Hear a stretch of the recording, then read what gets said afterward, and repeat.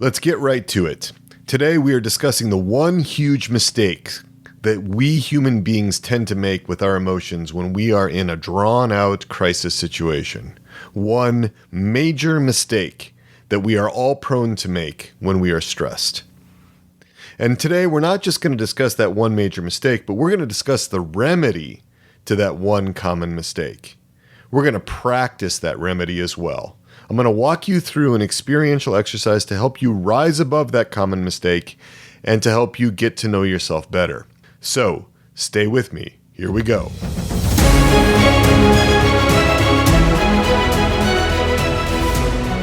Welcome to the podcast, Coronavirus Crisis, Carpe Diem, where together we embrace the possibilities and opportunities for spiritual and psychological growth during this pandemic, all grounded in a Catholic worldview.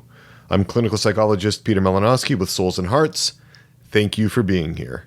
This is episode 7, the huge mistake we make with our emotions in a crisis. What is the great mistake that many of us make with our intense emotions in a crisis? In one word, the answer is neglect. We neglect our emotions. We disregard them. We don't pay attention to them. We avoid them. We defend against them so that in an emergency, they don't keep us from being able to act. And that's actually helpful in the short run. I want you to imagine a firefight on a battlefield where a soldier's legs are wounded by shrapnel and he can't move. His buddy comes in. He works quickly and efficiently to stop the bleeding. He carries him back to the medical station for care. It would not help his buddy to get overwhelmed with emotion or fear or a sense of loss or grief or, any of that in that moment. He needs his head clear. He needs to be able to focus. He needs to be able to temporarily keep out of his conscious awareness all those memories and all that emotion to be able to focus on the demands of the moment. And that capacity is a gift from God. We naturally have defenses that keep at least some of our internal experience out of conscious awareness so that we can function when we're under stress. We call them defenses because they defend us. They protect us. They protect us against internal experiences that otherwise would overwhelm us, against emotions that could swamp us with their intensity. Some clinicians call these defenses coping mechanisms. So what are these defenses? You've heard of many of them: denial, repression, avoidance, dissociation. I have a list of about 50 of them that I consider when I'm doing psychological evaluations. The function of all these defenses is to protect us from being overwhelmed by our internal experience, particularly intense emotional experiences. The problem is that over time, these defenses all have costs. There's always a price to pay for using a defense. And the cost is often part of the defense itself. For example, a man who drinks in order to stay away from his emotional pain could wind up with a hangover in the morning. That's a cost that's inherent to the defense. But a cost common to all defenses is that we are not as in touch with our emotions. In general, people only deal with what they consciously experience. They assume that that's all there is. If I'm not feeling it, it's not there. If a defense is working effectively, it actually does keep all or at least part of an emotion out of our awareness. And when we don't know what we're feeling, we're at a disadvantage. For example, we can't share the experiences that we're disconnected from with other people. We can't bring them to God in prayer. We're not integrated. We're not connected. So let me make a comparison to the human body. There are some people with a rare genetic condition who cannot feel physical pain. It's called congenital analgesia, and it's thought to be related to a genetic mutation that interrupts the normal functioning of pain messages in the central nervous system. These people with congenital analgesia don't feel it when they burn their mouth with hot coffee. They don't feel pain when they injure themselves at all. Some people might actually wish to have this condition. To live a pain-free life sounds really appealing to those who suffer with chronic pain. But people with congenital analgesia have short lives. They don't have a warning system to protect themselves, and they usually die of some kind of accident. Sometimes, for example, they know that they're burning their hand on the stove when they smell it. So let's take a look at an example in the psychological realm. Let's say that you are angry with your spouse, but you've defended against that because it's not a good time to be in full awareness of that. It's likely, if you stay disconnected from that anger, that it's going to come out in your behavior in ways that your intellect and your will can't address as effectively. We call that enactment or acting out. It's a way of discharging some unconscious emotion through an action. So let's think about this. Have you ever had the experience where you were pretty sure that someone felt something towards you, but that person wasn't aware of it? How about the guy that insists in a frustrated, angry tone that he is not angry? I'm not angry. Why do you keep telling me I'm angry? Often people in that situation believe what they are saying in those moments. They're just not in touch with their experience. So they sincerely don't know that they're angry, even when it's very clear to many of the people around them. So now we're several weeks into this pandemic. It's dragging on. We've had time to build up emotions about it and about all that's tied into it. The lockdowns, the quarantines, social distancing, all the preparations we have to make.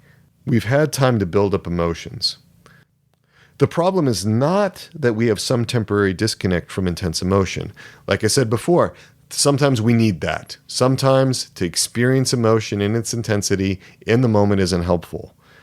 The problem is when we don't seek to understand ourselves, when we choose to stay disconnected from what we're really feeling.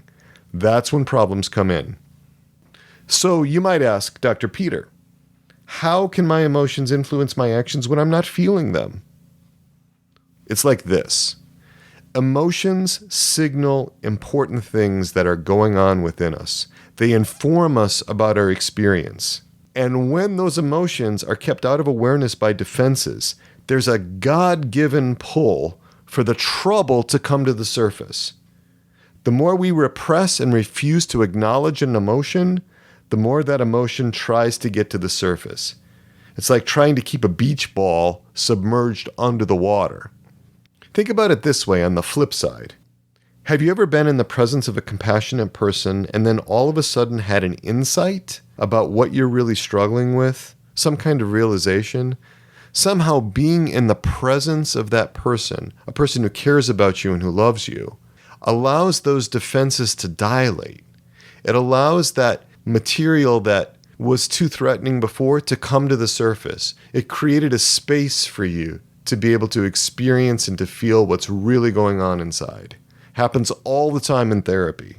So to wrap up this first part, the number one huge mistake we make with our emotions in a crisis is to willfully neglect them.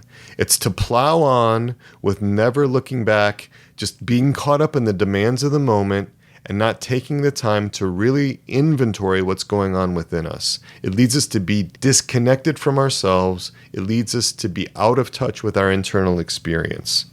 The consequence of that is to be prone to behavioral enactments. That's when we act out because these emotions and their experiences that drive them are not being acknowledged. So like all the experiential exercises that we do in this podcast, this is not therapy. Nothing in Souls and Hearts that we do is therapy. It actually also sounds really simple. You might hear this and say, that just sounds so simple. It's effective because it is simple. I don't want to make it complicated. So what we're going to do is a very important aspect of heart set. This is that willingness to look inside and own what is going on within you. It's to slow down. It's to take the time to really look inside. Seek and you shall find. You can find out what's going on within you if you create the proper conditions. Now, if this seems frightening to you or overwhelming, there's likely to be some kind of trauma history there that really may benefit from you seeking professional assistance. And I would recommend that you do that. But for many people, it's really a question of focusing attention inward. I'm going to invite you to adopt a mindset where you accept all of your internal experiences.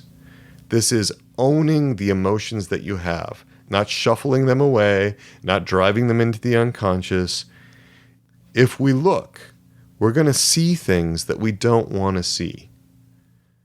There's going to be certain impulses or desires or attitudes, but especially emotions, that we find distasteful or troubling in some way. It's really important that we make a distinction between things that are merely uncomfortable and threaten us and things that are actually morally wrong. Any emotion, any impulse, any desire that you experience are what are in moral philosophy called first moral acts. A first moral act is something that rises spontaneously and it's outside the purview of the intellect and the will. It comes up spontaneously. It feels like automatic.